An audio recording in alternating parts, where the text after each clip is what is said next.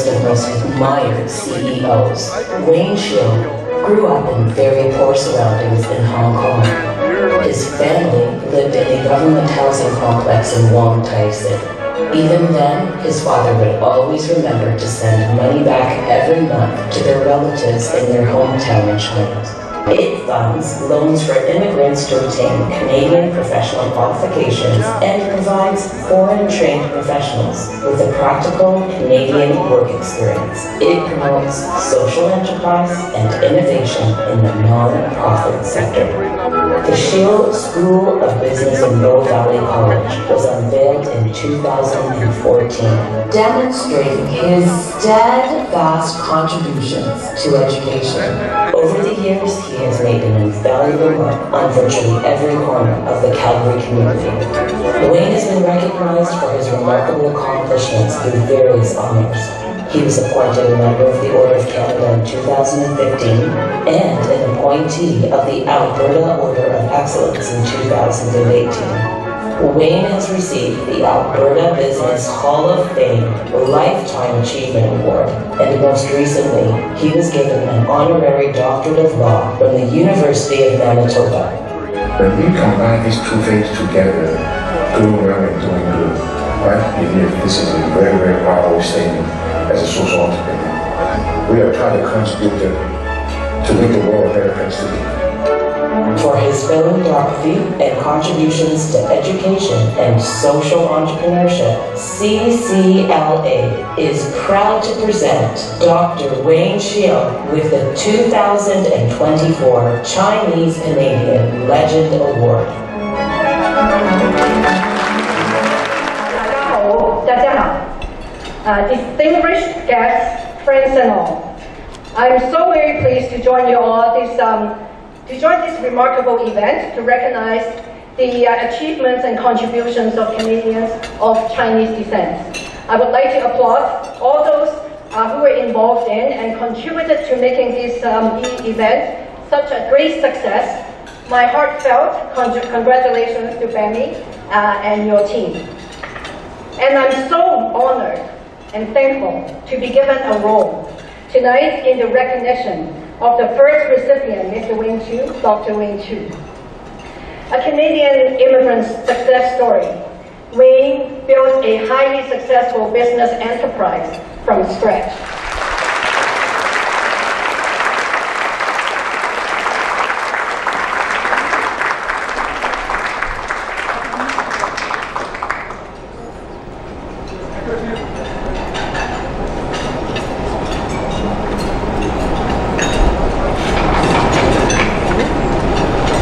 Good evening, ladies and gentlemen, fellow honorees, and distinguished guests.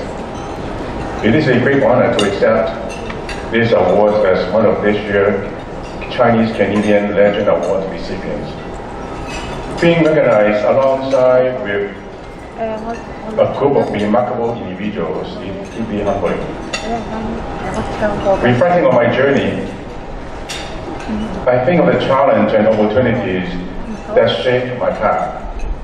When I arrived in Canada in the early 1980s, I had little more than a dream and a determination. Like many newcomers, I faced hurdles, but I was welcomed by a community that embraced previous Elliott Trudeau visions for a multicultural Canada, a place where diversity is celebrated, and everyone has a chance to succeed. But my journey is just one chapter in a larger story. Generations of Chinese Canadians before us faced immense adversity, yet they were determined to build a community and contribute to this country. Their resilience and hard work lay the foundation for the opportunities we have today, and this award is a testament of their legacy. To the honor, and I'd like to take this opportunity to say thank you to my wife, my good friends, and also my family for their continuous support for my journey. To the organizer of the Chinese Canadian Legend Award, thank you for this honor. It is a privilege to be part of a community that values determination, resilience, and giving back. And to my fellow award recipients, your stories inspire me, and I'm proud to be in your company tonight. Thank you.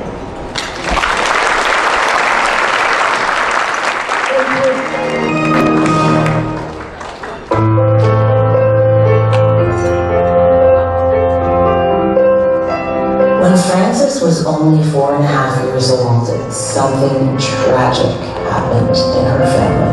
Her father, a Hong Kong Fire Services captain, died heroically when a building collapsed. He left behind a 26-year-old widow and 4 children. Frances was the eldest daughter with 2 sisters and a 1-month-old baby brother. They had to move in with their grandparents, 4 uncles and aunt. And trailblazing breakthroughs for Chinese Canadian female scientists, CCLA is proud to present Professor Frances Zheng with the 2024 Chinese Canadian Legend Award.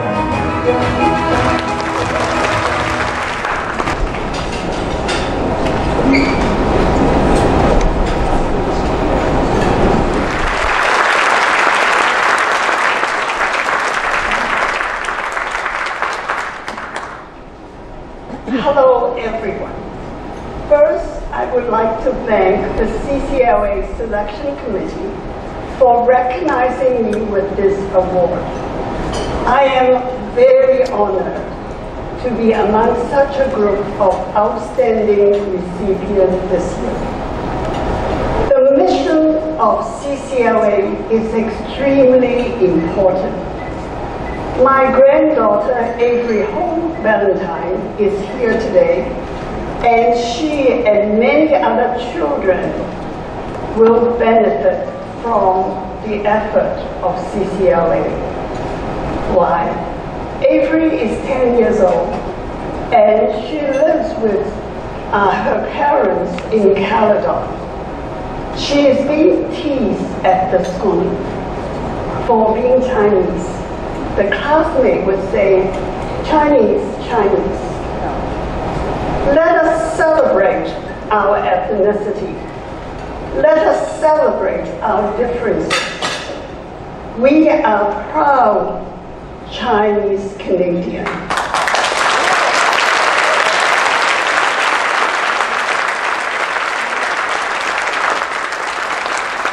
We are proud Chinese Canadians. We are proud of this hip hip parade. I am also very grateful for my late mother, whose whole life is focused on me and my 3 siblings. She works diligently to give us every opportunity in life. She is child-focused. She is selfless. I am also blessed to be a doctor, to be able to contribute to medical science and research, and also be an educator at UHN, U of T, and also nationally and internationally. All are God's grace. I would like to thank the support of my husband, Tony, my 3 children, Jonathan, Gordon, and Joyce, and also my research team, especially SAS, my department at UHN, U of T, and the UHN Foundation. Thank you.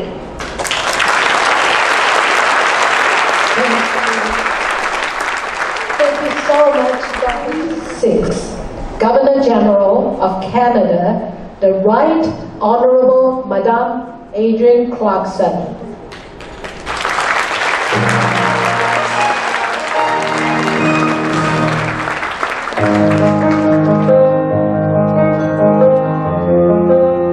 Adrienne Clarkson's life is marked by contradictions and achievements that define her unique legacy. Born in Hong Kong, she and her family arrived in Canada in 1942 as refugees, despite the Chinese Exclusion Act. Clarkson excelled academically, nurtured by supportive teachers like Mr. Walter B. Nam, who ignited her passion for literature and public speaking. She pursued English at the University of Toronto. Enhanced the public's perception of the Governor General's office and redefined its traditionally ceremonial role. Her tenure was marked by dynamic engagement, advocacy for the arts, and fostering reconciliation with Indigenous communities. In 2006, Clarkson and her husband John Ralston Saul founded the Institute for Canadian Citizenship, promoting inclusion and helping new citizens integrate. Clarkson's life exemplifies transformation and the belief that everyone can achieve their unique potential in Canada, contributing to its rich, diverse cultural fabric. In the same year, she was awarded the Companion of the Order of Canada for her exceptional accomplishments and contributions in promoting diversity and national unity. CCLA is proud to present the Honorable Madame Adrienne Clarkson with the 2024 Chinese Canadian Legend Award.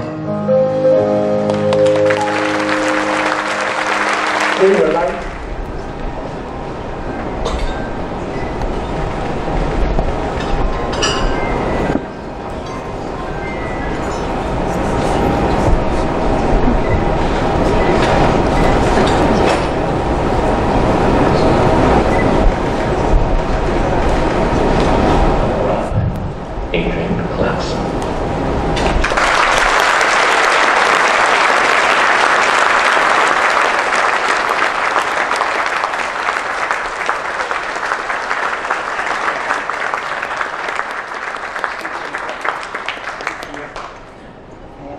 It's wonderful to be a legend, and especially a Chinese Canadian legend.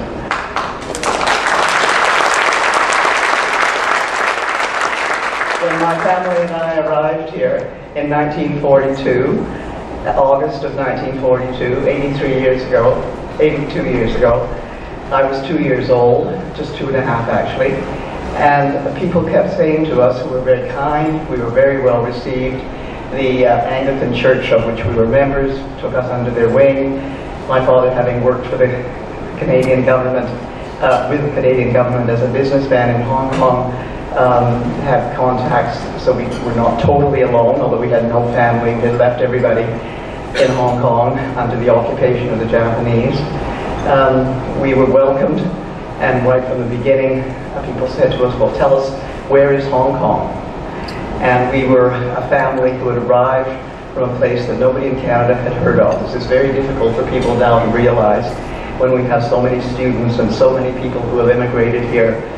But I can tell you that at that time, the Chinese in Ottawa were from the original Chinese group of people who had come to work as workers on the railroad, the descendants of those people, the wonderful people who had the Chinese Canadian Golden Dragon restaurants in places like Sudbury and Timmins, and where we always went when we had summer holidays and drove around the province, and we always stopped at those restaurants, and we would have chop suey, egg foo young, followed by a marshmallow and chocolate sundae with a maraschino cherry on top. Canada has always meant belonging to me, because from the moment we first arrived, we belonged. We were made to feel that we belonged. At school, I was made to feel that I belonged. I was made to feel that I was going to have something to offer to this country. I hope I have offered it, and certainly I would offer it always to everyone who comes here, which was the meaning of the Institute for Canadian Citizenship, which I founded with my husband, John Ralston Saul, when we left Ottawa, is to make everyone who comes to this country and chooses this country to become a citizen of, that they feel that they can belong, that they can contribute, that eventually they will sit in rooms like this and honor each other for building buildings, for discovering things medically, for being part of law enforcement, for being part of the way in which this country operates at every level, politically, economically, in every possible way. That's what it means to be Canadian. That's what it means to belong. And that's what my life has meant to me, and I hope to you and to the future of this country, for you and your children and your grandchildren. Thank you so much for this honor.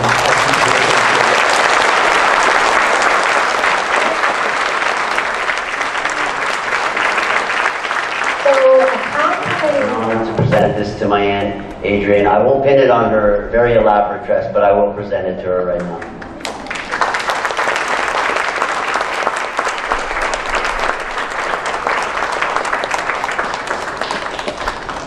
Thank you so much, the Right Honorable Madame Adrienne Clarkson, Albert, and Justin. That is just moving. Senator Lillian Dick.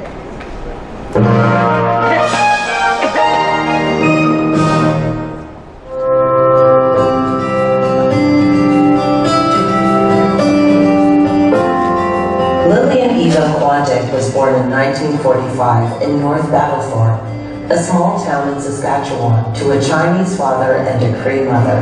Her mother was haunted by her residential school experience and taught her children to distance themselves from their Indigenous heritage. Their home was their safe haven when they were bullied at school. After school, Lillian and her brother would help out in her parents' cafe. Lillian was encouraged by a high school chemistry teacher to attend the University of Saskatchewan, where she enrolled in biochemistry. She faced discrimination in university. And I always want to say, be true to yourselves, because you are a unique, authentic human being. But for this group in particular, with the young people, with the Aboriginal, the Indigenous graduates, don't be afraid. Just go out there. Be the drive that creates change and makes Canada into the beautiful country that is. We do need change, we do need reconciliation, and you are the way of the future. Just go for it, pedal to the floor and go forward. Lillian's life story was adapted into a play and then a movie called Cafe Daughter, which premiered in 2023. For her outstanding achievements and contributions in advocating social justice, gender equality, and equal rights for ethnic minorities, CCLA is proud to present Senator Lillian Kwan Dick with the 2024 Chinese Canadian Legend Award.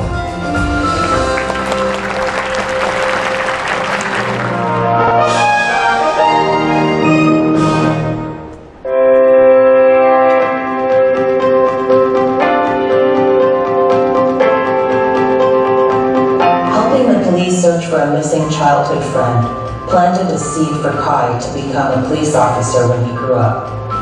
Kai and his family moved from Taiwan to Canada in 1970. It was a difficult adjustment for 6-year-old Kai, who endured teasing and bullying at school. The executive director of the Indigenous Police Chiefs of Ontario Association. For his trailblazing accomplishments in law enforcement and his contributions to marginalized segments of the community, CCLA is proud to present Mr. Kai Lu with the 2024 Chinese Canadian Legend Award. With us afterwards. Thank you.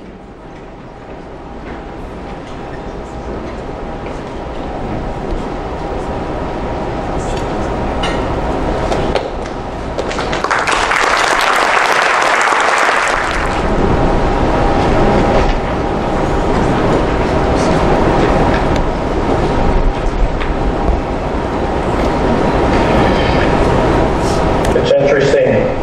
37 years of policing, chasing bad guys at gunpoint through dark alleys. And if you can see, if you were standing up close, you would see my hands shaking.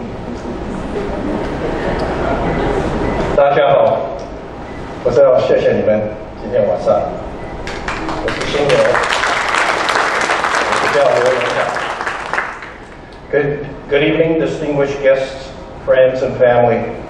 I just want to echo Chief Troun's words that tonight is very much like the passing of the baton to a younger generation of Asian police leaders within our country. Tonight, we not only have the Chief of Police for the City of London, we also have William Lee, Ontario Provincial Police Inspector, and as well as Mark Dipat with the Peel Regional Police Service. And as much as I was the first Asian officer with the Ottawa Police, it is these young police leaders that will continue to carry the torch and make our country and our province more inclusive, and especially making our police service reflective of the communities they serve. I am very humbled to stand before you as the recipient of the 2024 Chinese Legend Award. I stand before you recognizing the collective contribution of all Asian Canadians. I would also like to congratulate the many deserving nominees that were considered for this award. Our collective contribution to Canada each day is making our chosen country more inclusive. Congratulations to all the award recipients. And I heard, as it was being explained earlier, the selection process of the committee and how strenuous and how transparent it was, with names being blocked out. And I whispered to my wife of 39 years, I think their process made an error tonight.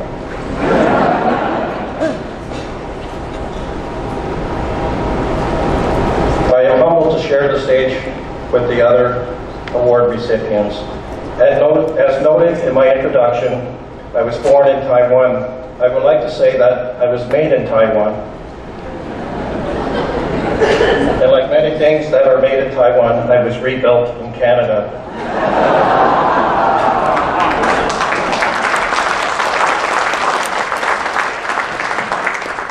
At the age of 6, I had my heart rebuilt at the Toronto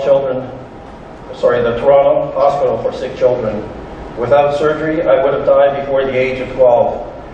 And so I learned at a very early age and recognized that I was a living miracle of modern medicine. And you heard the biographies of the number of health sciences, doctors that were here tonight. They are saving lives each and every day, and I am a witness to that. When my family immigrated to Canada in October of 1970, we were welcomed by the City of Toronto. We settled in the neighborhood of Regent Park.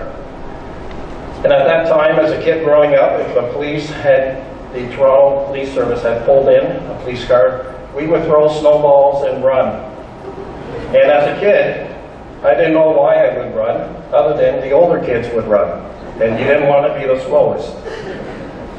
But it wasn't until one day that I came home from school, and a school friend of mine in elementary school had returned home late. And as a result, the police descended into our community of Regent Park and began searching for this missing boy. And I had an opportunity to ride in a police car with this Toronto police officer. I could see the stress, the concern in this officer's face.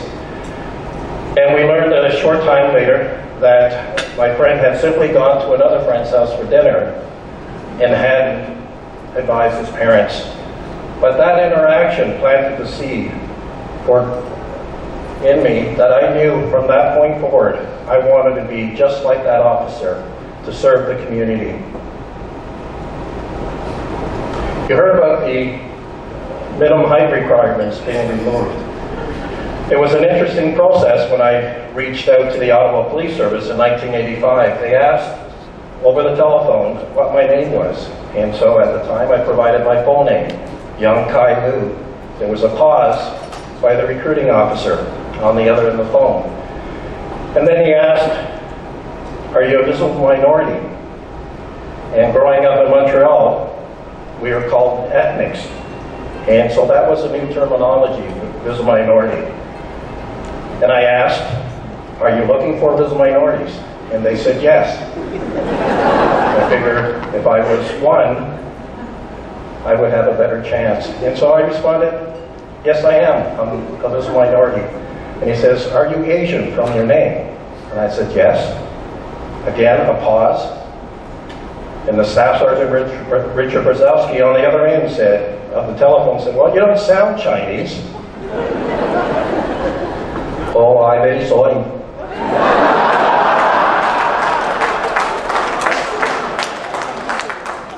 And this is how I became the first Asian police officer.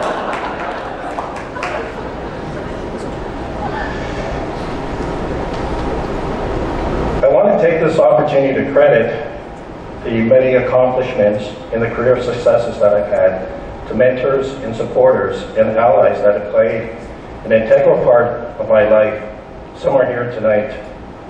Covert Police Chaplain Andrew Truder and his wife Karen, Justice Albert Wong, our legal counsel Julian Faulkner, who was flying his private plane and stuck in the air because of the weather and so was not able to land here in Toronto. I have a number of my team that are here tonight as well, Gabby Santana and Ashley Taylor, Russell Taylor.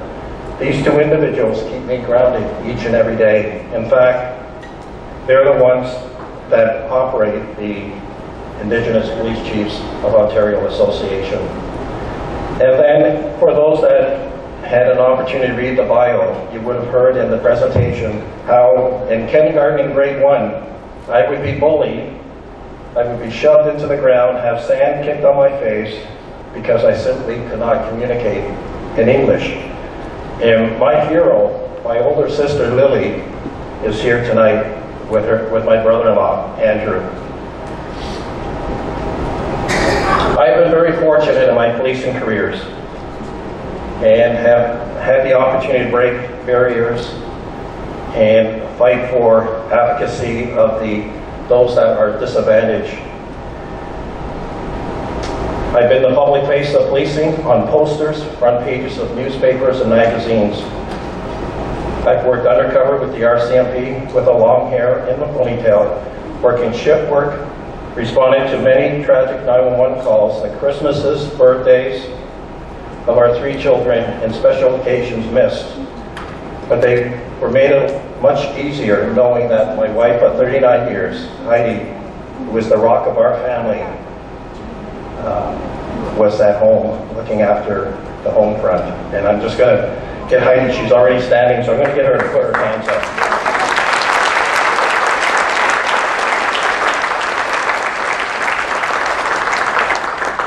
Before I close by thanking the Chinese-Canadian Legend Association, I want to share one other story. How people can touch your lives without ever knowing that you have influenced their life. Her Excellency, Adrienne Clarkson, is here tonight. Our path, in fact, crossed 20 years ago this week. It was the summer of 2020. The summer of 2024. I had been selected to travel with the Governor General across Canada on a Governor General Leadership Conference. As a result of that conference, I have a picture of myself and Her Excellency when we met with the Premier of Quebec. And so I have a picture in my office desk. And in my early days as a police chief, I had the chief of Leeds and the mayor of Leeds and the Thousand Islands come into my office. And he saw the picture. Frank Kinsella looked at me and said, "Who is that?" And I said, "Oh, that's my mom." We continued our meeting without ever referencing that picture. 6 months later, I get a call from Member of Parliament, Steve Clark, and says, the Leeds and the Thousand Islands are twinning, Leeds and the Thousand Islands, Ontario, are twinning with Leeds and the Thousand Islands, China. and there's a delegation of mayors from the Thousand Islands, China, that will be coming to Ontario, and the mayor would like to invite you and your mother to the reception. There was a bit of confusion and pause, and I asked the Member of Parliament, why would you want my mother to attend a dinner of Chinese delegates? And the response was, well, isn't your mother the Governor General? And so, Your Excellency, as a result of having our path crossed 20 years ago, I ended up on a delegation, my wife and I, as translators for 8 mayors from the St. Lawrence region. And it's something that I carry very close to my heart, in that when people ask, who is that picture? It's my mom. Thank you.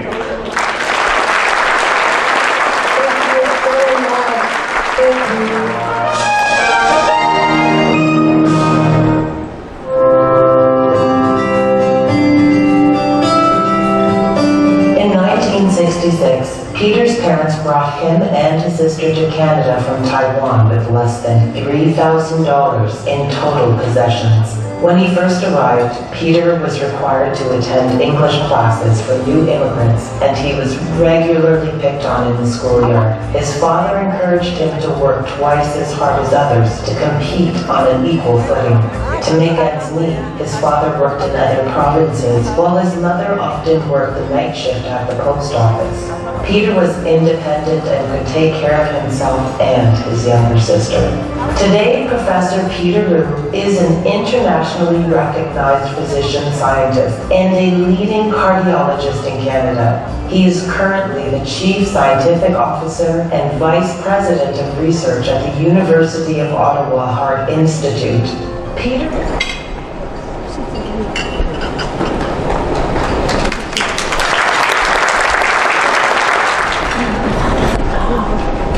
Thank you so much for those kind words from Dr. Andrew Chong, who I really admire endlessly.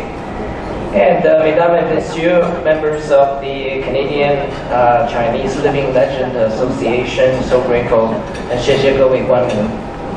I'm indeed humbled to be standing amongst so many remarkable fellow awardees who have contributed so much to the Canadian society, as we heard of those moving stories, enhancing our global standing and making us proud to be Chinese Canadians.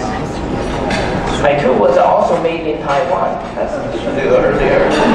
And at the time when I came to Canada, I didn't want to mention that because at that time, if you're made in Taiwan, you came with no batteries and no warranty. Well, of course, time has changed dramatically, and now most advanced chips are made in Taiwan and helping to power AI in many domains, including health. As a Chinese immigrant, I've been blessed with the opportunity to pursue my passion for cardiovascular research, from understanding the fundamental principles to prevention, treatment, and potential cure. We foster the next generation of leaders and aiming for innovation, now for brain and heart. Of course, these are the organs of the seat of love and harmony. My journey has been challenging, with perseverance, unwavering support from my family, colleagues, research team, and the vibrant Chinese Canadian community. We prevailed and will continue to surge forward. This award is not just a recognition of my work, but also a testament of the strength and resilience of all immigrants who have come to Canada with hopes and dreams. Our dreams are woven into the fabric of this nation, enriching our diversity, power our collective achievement, and achieving innovation. I'm most grateful to my parents, especially my mom, who's a beacon of strength and inspiration for all of us. And we just celebrated our 101st birthday last month.